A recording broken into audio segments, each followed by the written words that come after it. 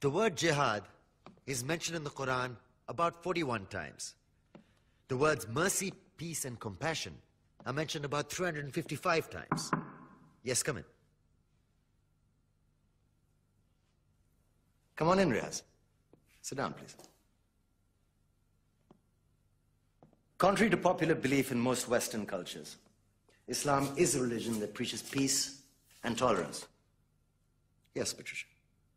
If Islam truly is a religion that preaches peace, then how come the world's most troubled spots, the West Bank, Afghanistan, Pakistan, Iraq, they're all plagued with Islamic terrorism? Well, that depends on your definition of terrorism. Some might argue that the U.S. invasions of countries like Iraq and Afghanistan are also acts of terrorism. Those were acts of war to get rid of despotic regimes. Or a means of getting at a country's oil.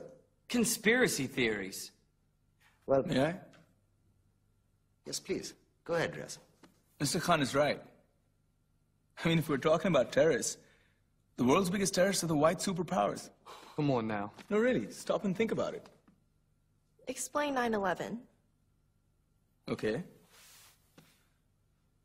Do you know how many people died in the Twin Towers strike?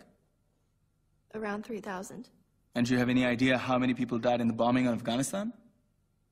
Take a wild guess. More than 15,000 people died. And that's just conservative figures. About 50,000 tons of explosives were dropped on innocent civilians. Men, women, children. Yeah, but that was because of the Taliban.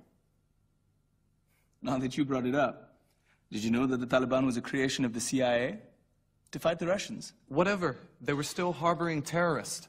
Yeah, right. Terrorists that were never found. Just like the weapons of mass destruction that were never found in Iraq. Do you want to get into the death toll in Iraq? 500,000 civilians and counting. And what do Britain and America say when they don't find these weapons? It's simple. They just say sorry. And still refuse to relinquish control of these countries. What are you trying to say? What I'm trying to say is that just because you're American, wear a fancy suit, and call yourself the president, doesn't make you any less of a terrorist.